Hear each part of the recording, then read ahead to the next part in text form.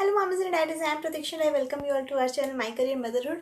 आज मैं आपके लिए पार्ट 3 लाई हूँ। हमारा जो वीडियो चल रहा है सॉलिड फूड के बारे में। तो पहले पार्ट 1 में हमने डिस्कस कर लिया था कि कौन से एज से यानी कौन से मंथ से बच्चे को सॉलिड देना चाहिए और कौन से साइन हमें बच्चे देते हैं या इंडिकेशन देते हैं या नेचुरल इंस्टिंक्ट बच्चों में होती है जिससे पता चलते हैं हाँ कि बच्चे सॉलिड के लिए रेडी हो गए हैं। पार्ट 2 में हमने डिस्कस किया था कि कौन से 2 तरीके हैं बच्चे को फीड कराने के लिए। पहला तरीका है स्पून फीडिंग अप्रोच या ट्रेडिशनल अप्रोच, और दूसरा जो तरीका है वो है बेबी लेड वीनिंग अप्रोच, जहाँ हम प्यूरी व्यूरी कुछ नहीं देते, बच्चे को सीधा फिंगर फूड पे ले आते हैं। और ट्रेडिशनल अप्रोच में हम प्यूरी बनाते हैं या राइस वाटर या दाल वाटर इस तरह की कुछ चीज़ें देते हैं। तो ये था पार्ट 1 और पार्ट 2।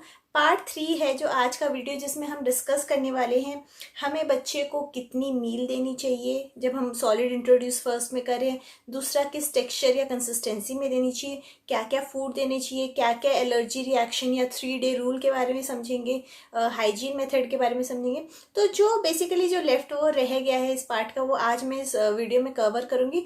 तो आप ध्यान रखिए कि अगर आपने पार्ट 1 और पार्ट 2 वीडियो को नहीं देखा है तो ज़रूर जाके देखिए। उसका डिस्क्रिप्शन बॉक्स में उसका लिंक दे दूंगी, और इस वीडियो को स्टार्टिंग से एंड तक देखिए ताकि आपको कंप्लीट नॉलेज मिल जाए। तो सबसे पहले ये बताऊंगी कि जो ब्रेस्ट मिल्क है और फॉर्मूला मिल्क है वो टिल 1 ईयर बच्चे का मेन सोर्स ऑफ न्यूट्रिएंट है। अब जो सॉलिड आप इंट्रोड्यूस कर रहे हैं 6 मंथ्स के बाद वो एक कॉम्प्लीमेंट्री फीडिंग है, यानी 6 मंथ्स के बाद बच्चों की एपेटाइट अब बढ़ने लग गई है, उन्हें भूख ज़्यादा लगने लग गई है। तो खाली ब्रेस्ट मिल्क फॉर्मूला मिल्क से नहीं होगा, उसके साथ आपको थोड़ा थोड़ा करके सॉलिड इंट्रोड्यूस करना पड़ेगा। बट यस, ब्रेस्ट मिल्क और formula is the main source of nutrition जो आपने कंटिन्यू रखना है एटलीस्ट टिल 1 ईयर। और जो सबसे इंपॉर्टेंट पॉइंट है, जब आप सॉलिड इंट्रोड्यूस कर रहे हो तो प्लीज़ अपने डॉक्टर से, अपने पीडियाट्रिशियन से बिल्कुल एक बार डिस्कस करें और वो उनके गाइडलाइंस में, उनके गाइडेंस में ही सॉलिड इंट्रोड्यूस करें। तो ये तो थे मेन पॉइंट्स। अब हम चलिए सीधा वीडियो के मेन टॉपिक पे आते हैं। जो फर्स्ट पॉइंट हमें ध्यान रखना है कि हमें कितनी मील बच्चे को फर्स्ट टाइम जब हम इंट्रोड्यूस करें तो देना है। तो सबसे पहली चीज़ जो है वो, अगर हम 6 मंथ से बच्चे को इंट्रोड्यूस कर रहे हैं अपना सॉलिड, तो आपने सिर्फ एक ही मील देना है बच्चे को। और वो कब देना है? वो आपने देना है इधर इन द ब्रेकफास्ट टाइम या इन द लंच टाइम। ऐसा क्यों? Why breakfast lunch? हम डिनर की बात क्यों नहीं करें? बिकॉज ब्रेकफास्ट और लंच एक ऐसा मिडिल टाइम गैप है, स्टार्टिंग और मिडिल टाइम है, जब आप बच्चे को कुछ भी दोगे नया उनके लिए। बिकॉज अभी तक बच्चा ब्रेस्ट मिल्क या फॉर्मूला पे था और कुछ अब नया जा रहा है, तो हो सकता है किसी भी तरह की प्रॉब्लम बच्चे में हो सकती है, एलर्जी रिएक्शन हो सकता है या एनी काइंड ऑफ प्रॉब्लम बच्चे में आ सकती है। तो आपके पास पूरा दिन है कि आप उस चीज़ को वॉच करो और उसके अकॉर्डिंगली अगर ज़रूरत पड़े तो आप डॉक्टर के पास भी जा सकते हो। तो कोशिश करिए कि अगर आप इंट्रोड्यूस करें तो ब्रेकफास्ट में करें या फिर लंच में करें। दोनों ही ऑप्शन सही है, आप अपने हिसाब से देख लिए, जो भी सही लगे आप वो ही बच्चे को उसी समय ही दीजिए। अब नेक्स्ट क्वेश्चन जो आता है कि जो हम फूड दे रहे हैं बच्चे को वो उसका टेक्सचर क्या होना चाहिए या उसकी कंसिस्टेंसी क्या होनी चाहिए। देखिए, जब आप 6 मंथ्स में बच्चे को शुरू कर रहे हैं तो हमें पता है बच्चा अभी तक ब्रेस्ट मिल्क और फॉर्मूला मिल्क में होता है जो बिल्कुल लिक्विड फॉर्म में होता है। और अब सडनली आप उसको कुछ ऐसा दोगे जो मैश्ड हो या थोड़ा थिक हो तो बच्चा उसे निगल नहीं पाएगा। तो उस केस में आपने क्या करना है, जब आप कोई भी सॉलिड इंट्रोड्यूस कर रहे हो तो नो मैटर आप क्या इंट्रोड्यूस कर रहे हो वो बिल्कुल एकदम उस दूध के जैसे या ब्रेस्ट मिल्क या फॉर्मूला मिल्क के जैसे ही पतला होना चाहिए। आप इधर प्यूरी दे रहे हो, सपोज एप्पल प्यूरी दे रहे हो या कोई भी चीज़ की बनाना प्यूरी दे रहे हो, तो उसको आप एकदम थिन प्यूरी फॉर्म में कर लीजिए या उसको स्ट्रेन कर लीजिए या मैश इस तरह करिए कि बिल्कुल वो पानी जैसा एकदम लिक्विड फॉर्म में हो जाए। आप उसको लिक्विड कैसे कर सकते हो? आप उसमें ब्रेस्ट मिल्क ऐड कर सकते हो या फिर फॉर्मूला मिल्क ऐड करके उसको बिल्कुल थिन कर सकते हो, ताकि अगर आप स्पून से उसे पोर करो तो उसकी ड्रिपिंग ऐसी हो कि वो एकदम लिक्विड फॉर्म में जाए। तो इनिशियली इंट्रोड्यूस करने के टाइम आपने ऐसा करना है, और जैसे जैसे बच्चा बड़ा होने लगे, उसे हैबिट हो जाए सॉलिड फूड की, तो आप कंसिस्टेंसी थिक भी कर सकते हो। लाइक 2nd वीक या 3rd week of food introduction में थोड़ा थिक करो, उसके बाद और थिक करो, फिर मैश्ड में आओ, फिर 8 मंथ्स to 9 मंथ्स में बच्चे वैसे भी फिंगर फूड में आ जाते हैं। तो ये सारी बातें आपने ध्यान रखनी है related to texture and consistency of the food. अब नेक्स्ट क्वेश्चन जो आपके माइंड में आ सकता है कि कितने क्वांटिटी में हमें फूड देना है। तो सबसे पहले ध्यान रखिए, जब आप फर्स्ट टाइम इंट्रोड्यूस कर रहे हो फूड तो 1 टीस्पून, ध्यान रखिए मैंने बोला teaspoon, not a table spoon, और उसको थोड़ा सा ब्रेस्ट मिल्क या फॉर्मूला मिल्क के साथ ऐड करके वो बच्चे को फीड करिए। और ग्रेजुअली उस फूड को आप 2 टेबल स्पून या 3 टेबल स्पून में कन्वर्ट कर लीजिए इन 3 to 4 फीडिंग। इनिशियली आपने 1 टीस्पून ही देना है बच्चे को puree, in the strain form और इन द प्यूरी फॉर्म। और इसके अलावा जो कंप्लीट चार्ट है in the first week of 6 month, second week, third week, fourth week, उसके लिए मैं एक सेपरेट वीडियो लाऊंगी बहुत ही जल्दी, जिससे आपको कंप्लीट पता चल जाए कि क्वांटिटी किस हिसाब से हमने इंक्रीज करनी है ताकि बच्चे की ग्रोथ सही पेस में जाए। अब फोर्थ चीज जो आती है, जो सबसे मेन कंसर्न है कि मैंने इतनी सारी बातें तो कर दी, पर अब देना क्या है, इनिशियल स्टेज में हम क्या फूड दे सकते हैं। देखिए ऐसा कुछ hard and fast menu list नहीं है कि बच्चे को आप यही दे, कोई सीरियल ही दे या फ्रूट ही दे या vegetable he they. But generally जो करा जा रहा है, जनरली जो फॉलो किया जा रहा है, जो इसलिए फॉलो किया जा रहा है कि इस प्रोसेस को अगर हम फॉलो करें तो जनरली बच्चों में किसी भी तरह की एलर्जी या किसी भी तरह की प्रॉब्लम्स नहीं देखी गई है। इसीलिए इस गाइडलाइन को हम फॉलो करते हैं। इनफैक्ट मैंने भी फॉलो किया था। तो मैं स्टेप बाय स्टेप आपको हर कैटेगरी के बारे में बताती हूँ। तो मैंने स्टार्ट किया था अपनी बेटी का फ्रूट प्यूरी से, यानी एप्पल प्यूरी से। चलिए अब शुरू करते हैं, हम फ्रूट से स्टार्ट करते हैं। फ्रूट में आप क्या क्या दे सकते हो, आप एप्पल दे सकते हो, बनाना दे सकते हो, पियर दे सकते हो, पीच दे सकते हो, और पियर को नाशपाती बोलते हैं, पीच दे सकते हो, और एवोकाडो दे सकते हो। तो ये तो रही फ्रूट कैटेगरी में। उसके बाद हम आते हैं सीरियल में। सीरियल में आपने देना है होल ग्रेन सीरियल, जैसे कि आप रागी दे सकते हो, राइस दे सकते हो, rice water, brown rice preferable है, बार्ले दे सकते हो, साबूदाना जिसे सागो भी कहा जाता है वो दे सकते हो, और मखाने यानी फॉक्स नट्स वो इंट्रोड्यूस कर सकते हो। अब आते हैं वेजिटेबल्स में। वेजिटेबल्स में आप प्रेफरेबल डॉक्टर्स ये करते हैं कि आप कुछ ऑरेंजिश या लाइट माइल्डर येलो कलर के वेजिटेबल्स दीजिए, जैसे कि उसमें आता है आपका कैरेट यानी गाजर, स्वीट पटेटो जिसे हम शकरकंदी भी कहते हैं, या नॉर्मल पटेटो दे सकते हो। उसके अलावा स्क्वाश आता है, पंपकिन जो कद्दू होता है, उन सबको प्यूरी फॉर्म में, ये सभी चीजें जो मैं बता रही हूँ आप प्यूरी एकदम फॉर्म में दीजिए, या स्ट्रेन करके मिक्सिंग विद ब्रेस्ट मिल्क या फॉर्मूला मिल्क इस तरह से दे सकते हो। अब नेक्स्ट आते हैं कैटेगरी जो है डेयरी प्रोडक्ट्स की। डेयरी प्रोडक्ट्स में ऑफ कोर्स मदर मिल्क या ब्रेस्ट मिल्क और the formula milk is the first. उसके अलावा आप अनस्वीटेंड योगर्ट, जो कि आप कैसे बना सकते हो, इधर विद द फॉर्मूला मिल्क और mother milk if you are producing enough, तो आप अनस्वीटेंड योगर्ट यानी दही भी दे सकते हो। अब आते हैं स्पाइसेस की कैटेगरी में, यानी मसालों में आप ज़ीरा दे सकते हो, थोड़ा बहुत हल्दी, जो भी दे रहे हो बहुत ही कम क्वांटिटी में देना है, थोड़ा ज़ीरा, थोड़ी हल्दी, दालचीनी का पाउडर थोड़ा बहुत, जिंजर यानी अदरक थोड़ा बहुत, कई लोग लौंग, क्लोव्स भी, क्लोव्स का बहुत ज़्यादा स्ट्रॉन्ग स्मेल होता है, तो बहुत ही कम क्वांटिटी में आप जस्ट टू इन्हेंस फ्लेवर ये सब दे सकते हो। और उसके अलावा आपने ध्यान रखना है कि आप फर्स्ट इनिशियल मंथ में नॉनवेज कुछ भी ना दें बच्चे को।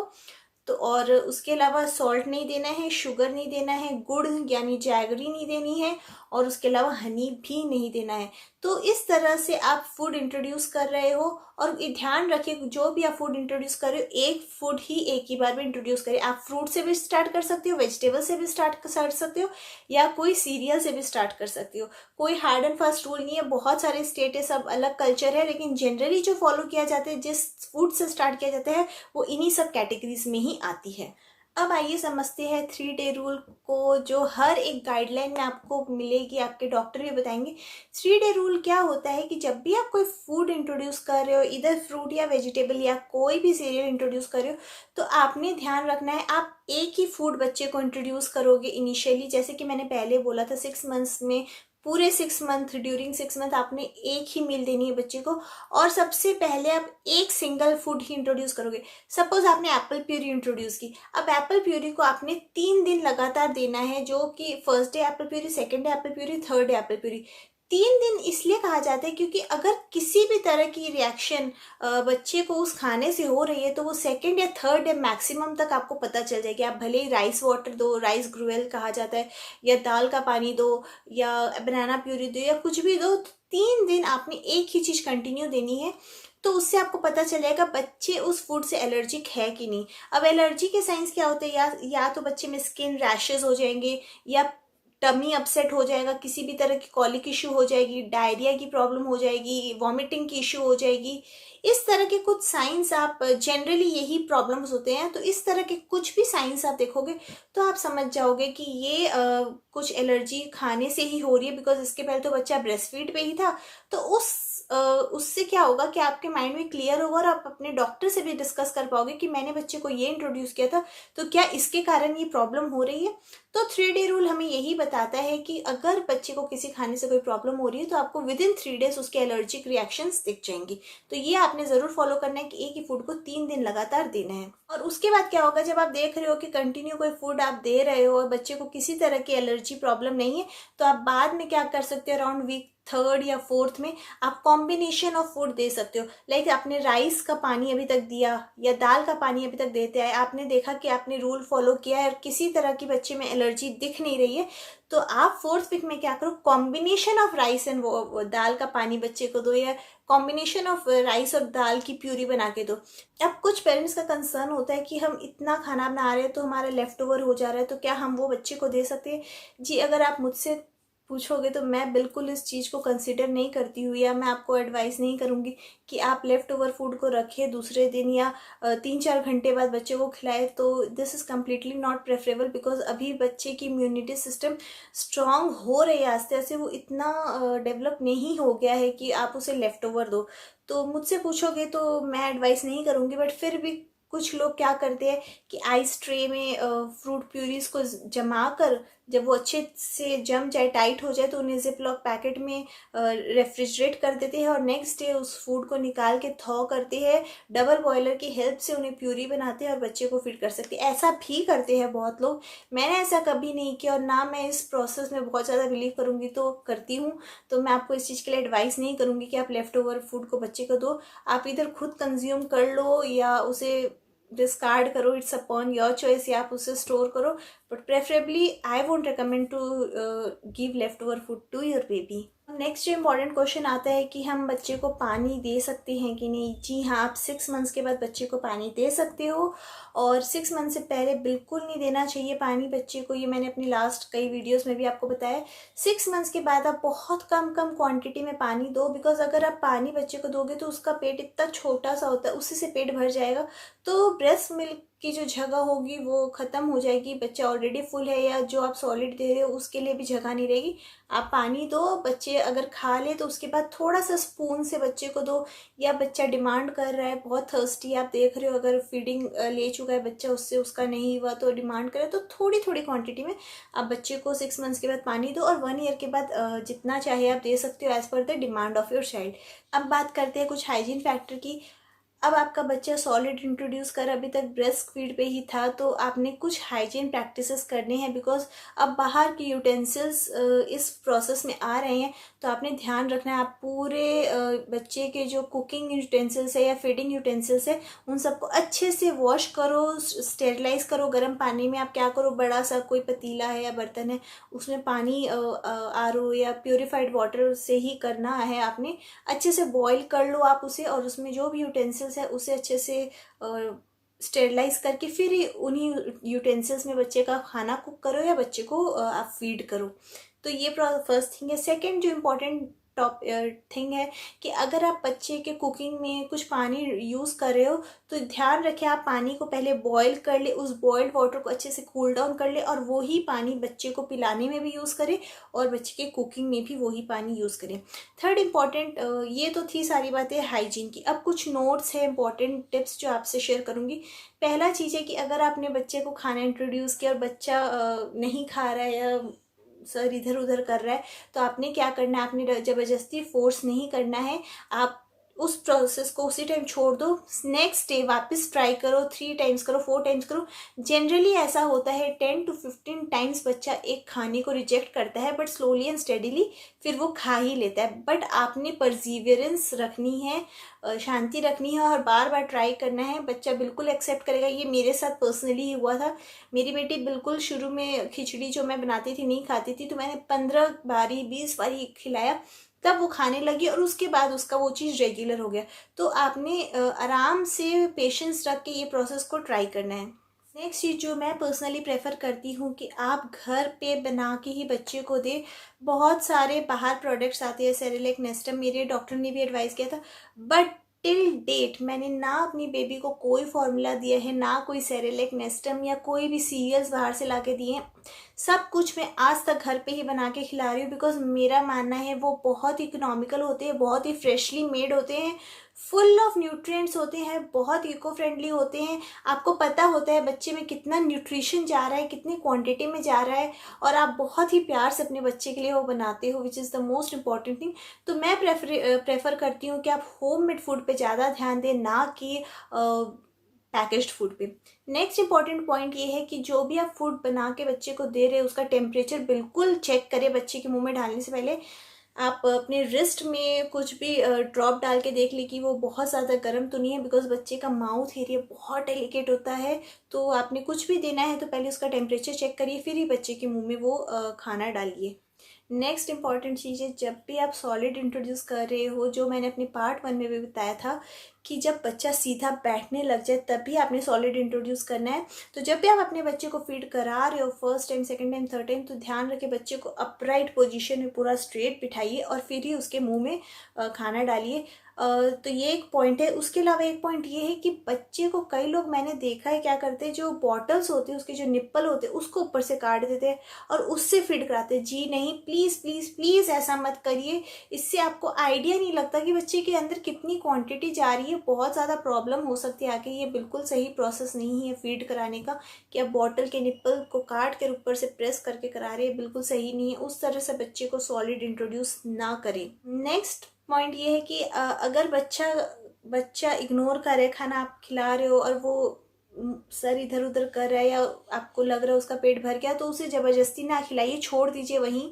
आपको कैसे पता चलेगा कि बच्चा इंटरेस्टेड नहीं है फूड में? बच्चा या तो अपनी चेयर पे या जहाँ आपकी लैप में बैठा हो पीछे हो जाएगा, सर इधर करेगा, हिलाएगा या खेलने लग जाएगा खाने के साथ। इट मीन्स उसका पेट बिल्कुल फुल है, अब वो और इंटरेस्टेड नहीं है खाने में, तो देन एंड देयर आप वहीं पे खाना उसका स्टॉप कर दीजिए। तो ये तो थी सारे tips related to solid introduction. मैंने इस वीडियो में ऑलमोस्ट जो लेफ्ट ओवर थिंग्स थी वो सब कवर कर दिया है। अबाउट द फूड चार्ट वो मैं जल्दी ही मंथ वाइज और वीक वाइज लाऊंगी ताकि आपको और क्लियर इन्फॉर्मेशन मिल जाए। 6 मंथ, 7 मंथ, 8 मंथ, 1 बाय 1 सब लाऊंगी। बट इस वीडियो में मैंने आपसे फिर भी समराइज कर देती हूँ। मैंने क्लियर किया है कि आपने कितनी मील देनी है, कि किस टेक्सचर में देनी है, क्या क्या देना है, 3 डे रूल क्या है, हाइजीन फैक्टर्स क्या है, डॉक्टर की कंसल्टेंसी क्या है, लेफ्ट ओवर फूड के बारे में क्या है, सब कुछ बता दिया है। तो प्लीज़ इन सब चीज़ों का बिल्कुल ध्यान रखें। इसी गाइडलाइंस को फॉलो करते हुए बच्चे के आप सॉलिड इंट्रोड्यू के माइलस्टोन को आगे बढ़ाएंगे तो आपके लिए भी बहुत इजी हो जाएगा और बच्चे के लिए भी इजी हो जाएगा। ये गाइडलाइंस इसलिए बनाई गई है बिकॉज ये कई बच्चों में ये सर्वे देखी गई है और उसके हिसाब से ही कोई गाइडलाइंस बनती है। तो आई होप आपको सारी इन्फॉर्मेशन इस वीडियो से मिल गई होगी। और अगर वीडियो अच्छा लगे तो प्लीज़ लाइक बटन हिट करिएगा, चैनल को सब्सक्राइब करिएगा और शेयर करिएगा फ्रेंड्स एंड फैमिलीज के साथ। बहुत सारी मदर्स आजकल न्यूक्लियर फैमिली में रहती है, उनको सारी इन्फॉर्मेशन नहीं होती। तो ये सब वीडियो उन मदर्स के हेल्प करने के लिए ही है, आपको हेल्प करने के लिए, ये फादर्स के लिए भी है, गार्जियंस के लिए भी है। तो प्लीज़ लाइक करिए, सब्सक्राइब करिए, शेयर करिए फ्रेंड्स एंड फैमिलीज के साथ। जल्दी से नए वीडियोस लाऊंगी, चार्ट्स लाऊंगी और कई इंटरेस्टिंग टॉपिक्स लाऊंगी। Thank you so much. Happy parenting, happy life.